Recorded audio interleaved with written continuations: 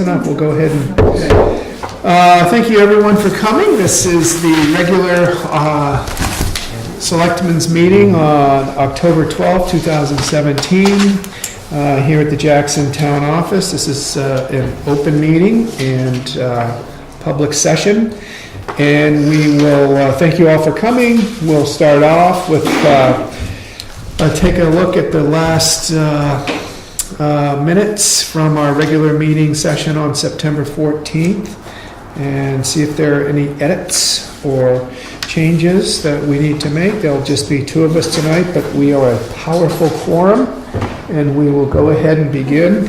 Dick, have you had a chance to scan the meeting minutes from our September 14th? I don't think I was here for that meeting. Oh, that's right. You weren't here for that meeting. Therefore, I'll entertain a motion from you to table these minutes to our next regular session meeting. I'll second that here. Okay, very good. So all those in favor of tabling the minutes from September 14th, say aye. Aye. Very good. Thank you for the reminder. I'd completely forgotten. And the next set of minutes from our September 28th meeting that we did not, where I wasn't present. I'll have to entertain a motion to table those as well. And I will second that. Okay, very good. All those in favor, say aye. Aye, very good. There was a non-public meeting that night where minutes were voted on to be sealed, and they have been. And this is regarding RSA 91A32C. You were in attendance at that meeting, so I'll have you initial those, and we'll have John initial those. I have one of the TD North. So I can walk off with Parker pin business, yeah. Very good. All right. Agenda item 1. Got nothing done on that agenda item. Really? Didn't seem like it. Responsible selecting the PR. Yeah, and so the update on action items, we had Julie, you were going to talk to Kevin and Pat about relocating the cemetery shed. I do, but can we back up to the 2020 census? Yeah. Did you guys decide whether you want us to do this or not? I initialed it that I was going to be fine with it. You left it in each box and you moved it along. I read it. I'm fine with it. I believe they discussed it at last meeting. Yeah. I don't know what the outcome was of that, but they wanted your opinion. So what was the outcome of the last meeting? Did you guys say yes? I think we wanted to let it go. In other words, not have the town take possession of it or move it, The highway department didn't particularly want it. The fire department. Oh, are you talking about the census or the shed? Oh, the census. I'm sorry. I heard the shed thing. Yeah. No. What did you and John decide? Did you guys were you both in favor of the census? Yes. Okay, so we're go with the census. Okay. She can be confusing at times. Yeah, she can totally confuse me. Watch the birdie. So, do you want a formal vote here in the meeting? We'll just. Okay, great. I did talk to a woman who's a mathematician for the Census Bureau. I mean, that's all she does is crunch numbers. And she said it's not anything that gets into personal information. It's just to help them. Yeah, I think we can pull some reports. Solidify the addresses and people. And she said, she started going off on what the percentages of. And I went, it's too much. I'm happy to know that it's kind of innocuous to we'll take care of it. take part in. Okay. And my initial hesitation was I thought we were going to have to go knocking on doors. That's what they were looking for. Census. No, we're just going to do our best to. Yeah, great. Okay, good with it. So now back to the shed. So I know you guys discussed it last meeting. We have had more conversation about that. No one in town, the highway and fire didn't want it. So there was discussion about putting it on e-news, but there was a new idea that came up that was, what if, and it's too bad I talked to John about this and he's not here, but what if we take that shed, put it by the ball field, the kids can use that as their storage, and revisit again the possibility of making that area a public restroom. I've had conversations with Kathleen at the chamber about it. She's all in favor of doing it. They're willing to contribute a little bit financially. So the thought was, well, maybe they could take on the cleaning costs of it. We figure out if it's feasible. Maybe the solution is to have it pumped a couple times, throughout the season, and make it that public bathroom that everyone was talking about. What do you One think? of the problems is there's a leak in the water line. Oh, this would have to be after the water precinct Yeah, took care of it. okay. But that's just a complete... Right. Out of left field. Yeah, And right.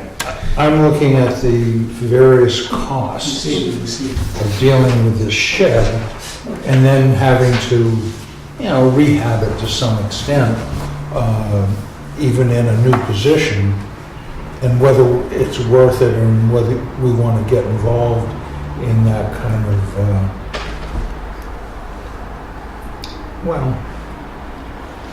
an outlay for the recreation department. Yeah, it's not a bad idea. Yeah, turns the dugout into a public bathroom for part of the year. Yeah, good, all good things.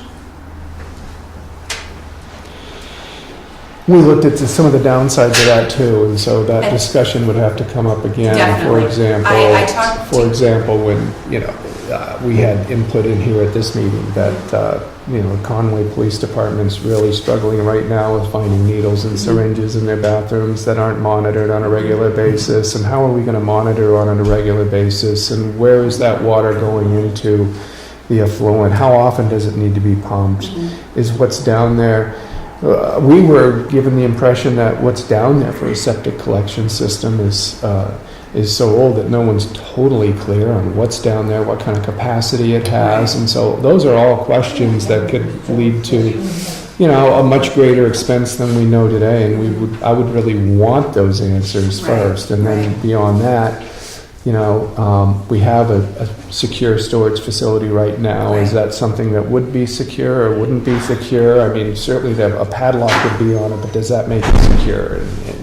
So it's not like I couldn't be convinced that was a possibility, but there's a lot more moving parts than just some idea that somebody says, hey, let's do this and make it work. So I'm a little cautious on it, but if somebody wants to go through a process of really getting to look at all of those issues and present it to us, I'm willing to listen. Do you think it's worth doing the investigating on it? Is it? If somebody feels that strongly about that they want to look into it, fine. I mean, we had a proposal here a couple of months ago about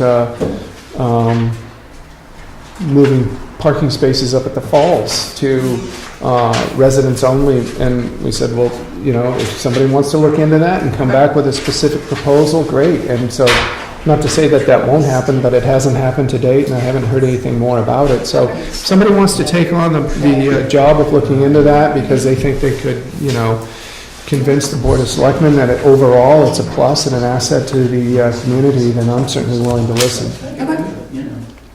And I just want to add that we should do a careful cost analysis, because, it gets to the point where we could build a new shed for, what it's going to cost to maneuver it and rebuild That's it right. and make it habitable. So, I think that both Kevin and Pat thought it was worth salvaging, I believe. They just didn't have a use for it. Right. Okay.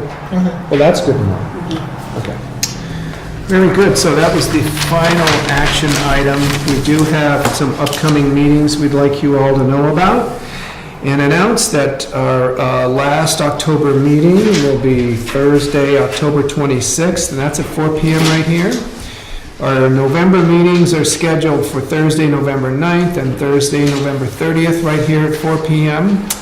Our December meeting agenda has been set for Thursday, December 14th, and Thursday, December 21st. Both of those meetings are at 4 p.m. right here, and we're hoping that many of you will be able to join us for those.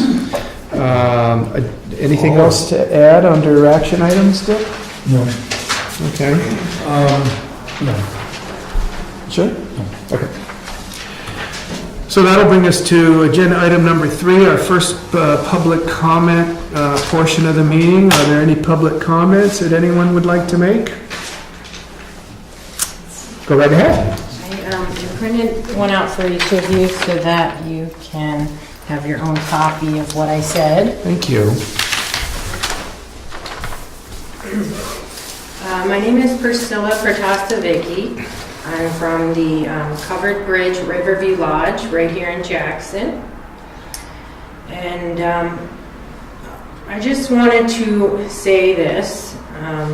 Apart from being deeply disturbed and heartbroken by the unprofessionalism I have seen here in Jackson by our very own police force, I find it more compelling to attend as many town meetings as possible because of the corruption and abuses taking place all over our country by men and women serving who have lost their leadership and have lost their sense of moral direction.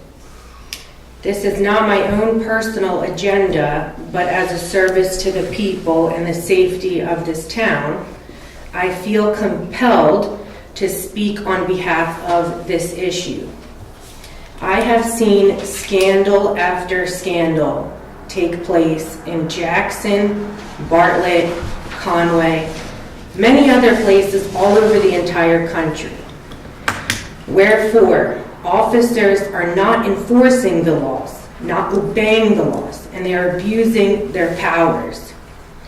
I have read about officers being arrested themselves for breaking the laws and have experienced my own share of abuse. I have a private meeting set up on the 26th with the town selectmen to address them in more details.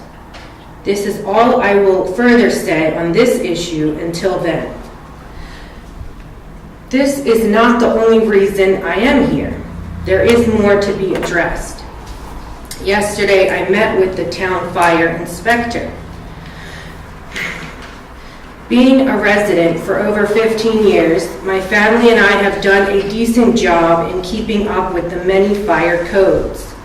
However, we also have felt that some of the fire inspectors have been overreaching in their demands on a mom-and-pop establishment such as ours.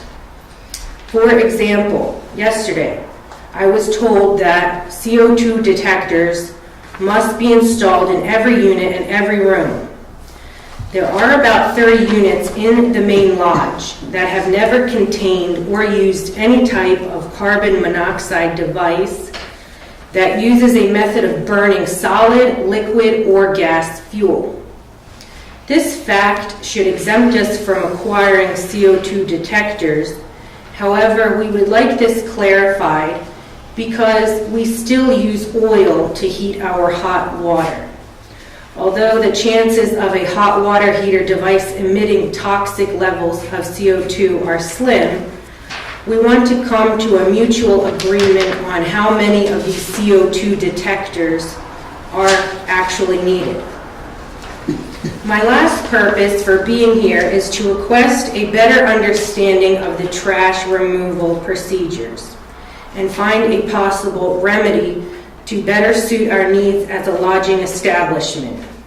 I have lived here long enough to remember a time when we would bring our trash to the dump and they would sort out and recycle it for us. They stopped doing that for quite some time, and now they have heavily mandated that we must sort out and recycle all of our trash by ourselves. I have personally always been a proponent of recycling, but the demands on an establishment run by my elderly parents and I make recycling extremely unrealistic. We have trash piling up and not enough hands or time to dig through so much trash left from hundreds of hotel patrons. My father Alex, who has in the last year suffered a debilitating hip injury, a severe stroke, and now will soon need heart surgery, has been single-handedly sorting out trash from hundreds of hotel patrons who have stayed here. This is becoming a tremendous burden for us. I would be enthusiastic if this was a single-family dwelling required to recycle. However, we are extremely burdened by having to dig through hundreds of bags of trash in order to sort everything out. Please take this issue seriously because we don't want to fall behind on our many responsibilities. Okay. And I can pass this on to you, Amy. Oh, that'd be great. Record Thank that you. in the minutes. That would be good. Any comments, Dick? Or No, I think it's all for us to consider. I don't want to make any rash judgments about recycling, or I'd have to look up the wording on the CO. It's CO, not CO2, because carbon monoxide is the one that kills you. Yes. Okay. I don't mean to correct you. That's okay. We got the intent. Yeah, I do know, and thank you for Yeah. correcting that. But, I'd want to look at that. I don't know what the state mandate is for it. They're all things worth looking into. thank you. Any other public comments for this first session? Very good. We'll move right to item number 4, building inspector's report, and he was not able to be here in person today, but wanted to share with us the latest round of building permits. Let's see, the first one on the list is map V8, lot 57, and this is to finish a basement and add an 8x8 shed, and that is at 28 Juniper Way. Next up on the list is map R31, lot 9, and that's at 46 Hurd Road, and they are looking to add a 16 by 28 foot covered carport. Map V8 lot 4 at 20 Christmas Farm Lane has a building permit that has been signed off on to replace windows and do some other house repairs. Map V1 lot 37C at 3B Fairview Drive. Got a building permit on file to update the master bath and guest bath with new shower sinks and flooring, add wood flooring to second floor and stairs. Map V6, lot 1, 3 Mountain View Road, has got a building permit on file to remodel the existing drywall, replace with vinyl windows, change the roof pitch, and add a metal roof. Map V4, lot 34 at 4U03 Meadow Lane. Building permit on file to replace kitchen cabinets, counter, flooring, and appliances. Let's see, map V4, lot 17, 7 Sugar Hill Lane has a building permit on file to put in new drywall, paint, new bathrooms in the existing space. Map V2, lot 28, 4 Ditson Drive, building permit on file for a 13 by 20 foot addition, a 13 by 13 living room, 7 by 13 full bath and washer dryer. Map V5, lot 4, 130 Whitney Hill Loop has a building permit now on file, which is basically renewing an existing building permit for another year to add a 12 by 12 sunroom. And that is the group of 9 new signed off building permits. Dick, do you have any questions? No, they've all been looked at by our building inspector, and he's happy with them. Yep. There we go. And so that is his report for the week. Next up, under new business, the MS60 review.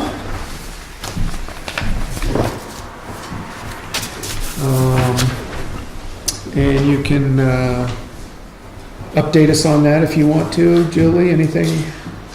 Just a couple of recommendations from Crane and Bell.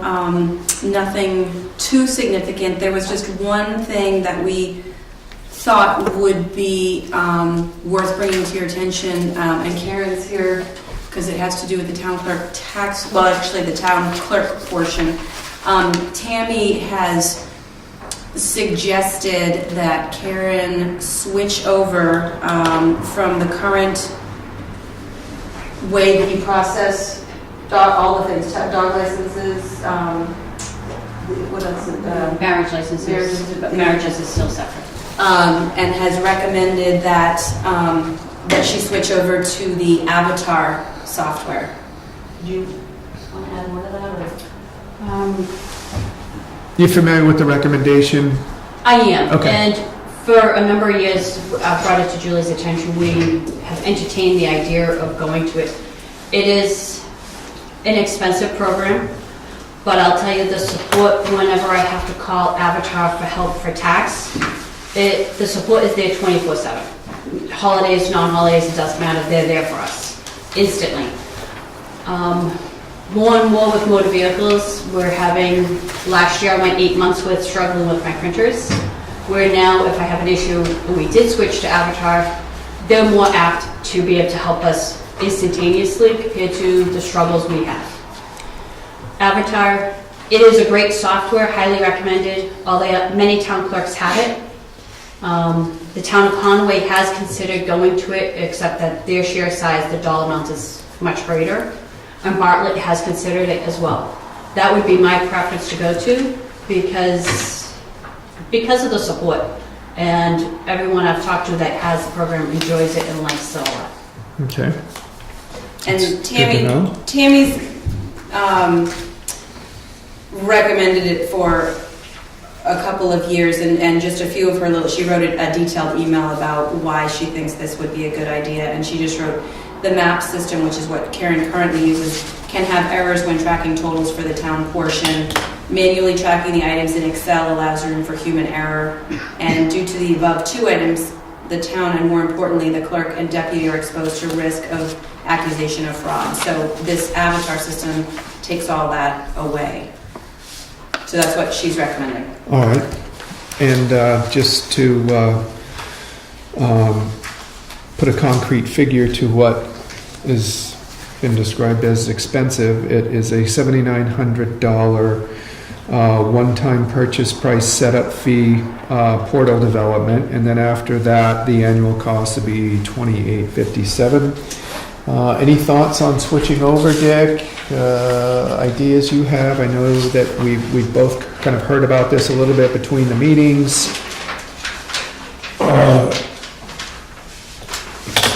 Just that I'd like the people that are involved in it to make the decision.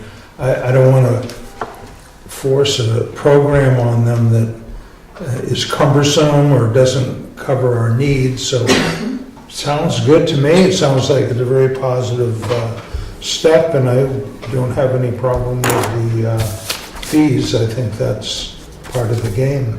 Yeah, okay. Just a quick one so you know. I mentioned it with Julie. With this new software, it would allow us to become a one-check town, so no longer will it come to the town with 2 checks. It'll be 1. Also, with this option, it would allow us to accept credit cards at the window. The credit card fee would go to the person at the window, not the town. But currently, because we are a two-check town, the town treasurer is not legally allowed to take the state deposit, bring it to the state, so I must bring it to the bank and deposit it.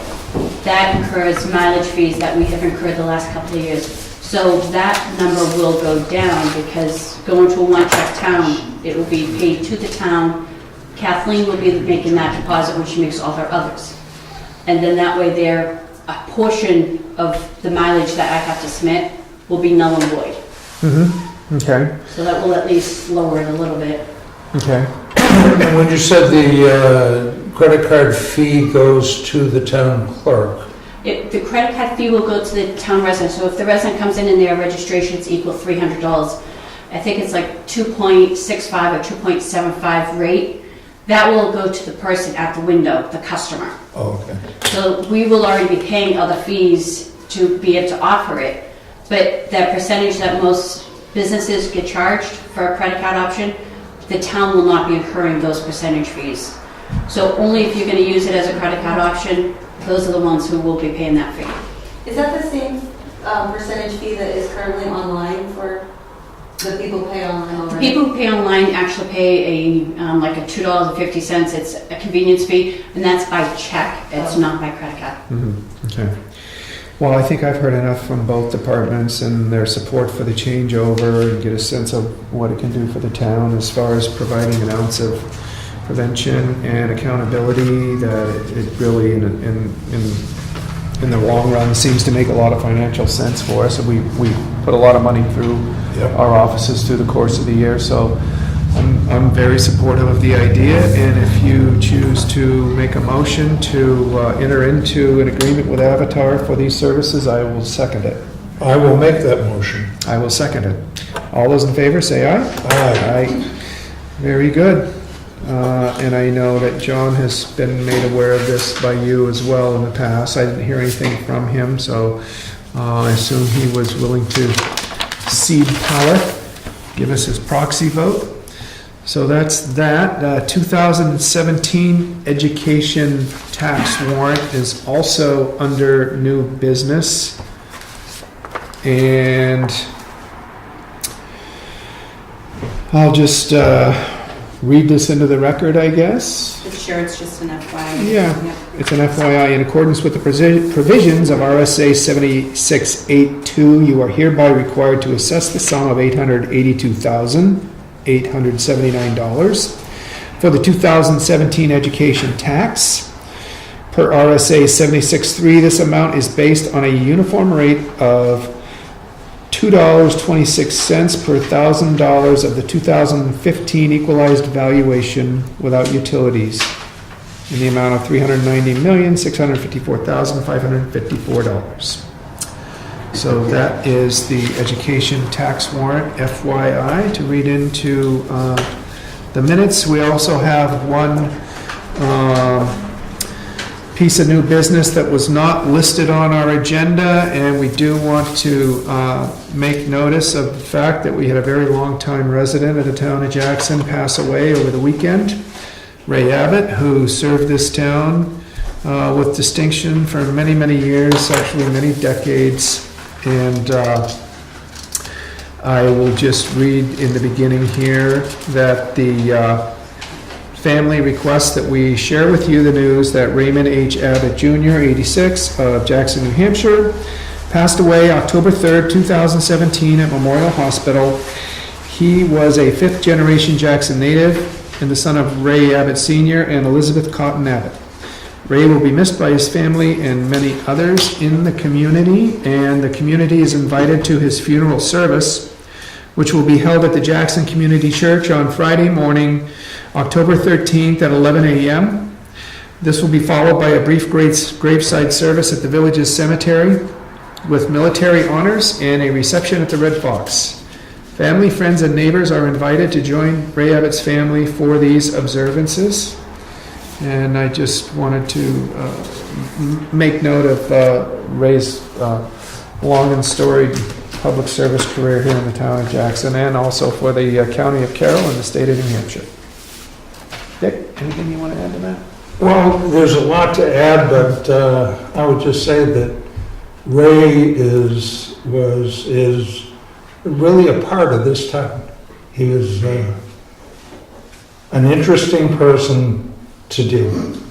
We didn't always agree, but we could sit down after a meeting and have a great discussion about his time of campaigning for John Kennedy and any number of other political items. So he was a great guy, great addition. He was always a part of this town, so he'll be missed. Well said. Thank you. Anybody else have anything they want to add to that one before we move on? Thank you. We have nothing under old business tonight. Did you bring any old business to the table? I didn't. Okay. Anybody out there have any old business items? So we'll move right into public comment. If anybody has any public comments they'd like to make at this time?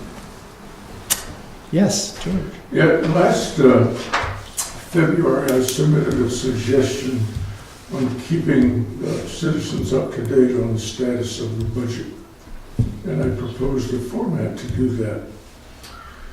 And the comments I recall was that it would upset our current accounting system, that it would take too long, that it would decrease the efficiency of the meeting, and that other towns did not do that. Out of that came a format that provided some information, but not all that I had indicated. And that it was going to be produced every month, as I recall. I checked the meetings and minutes and postings, email, and I've not seen it occur after that initial time. And so what I'd like to do is resubmit, and I'll do it by email letter, to the folks and make it an agenda item for the next meeting, so you have time to look at it, and maybe we can get some factual information on the impact and what it does for us. So as now we're entering the normal budgeting cycle, that we get a flavor for where we stand and what we're looking for. And it provides, in my mind, a bridge between what we're facing to come and what we've gone through. So I would like to do it that way so that we can have a good discussion about it. Okay, thank you. That was a proposal that came up and was voted on by the board at the time you brought it up, but you're more than welcome to make the proposal again if you like, or change it, or whatever you want to do. We'll be happy to take it up again. We've already taken it up once, as you know, and we had the conversation. Your recall of how that went is different than mine, but that's okay. That's what we're here for every other week. So I'm happy to hear that you want to bring it up again, and we'll address it. My concern was the rationale that was used to didn't think that it was appropriate. So I'd like to resubmit it and let's take a look at it. Very good. Not everybody always agrees with Selectmen's rationale, but I can tell you we do the best job we can to come to a fair and balanced understanding of the best ways to do interest or business in the town for the whole town's interest. So thank you. Any other public? I'm not criticizing. I'm saying let's take a look at it. Thanks. Any other public comments? Okay, well, hearing none, we have no non-public sessions to enter into this afternoon, so I'll entertain a motion to adjourn. I'd make that motion. Very good. All those in favor, say aye. Aye. Thank you all for coming.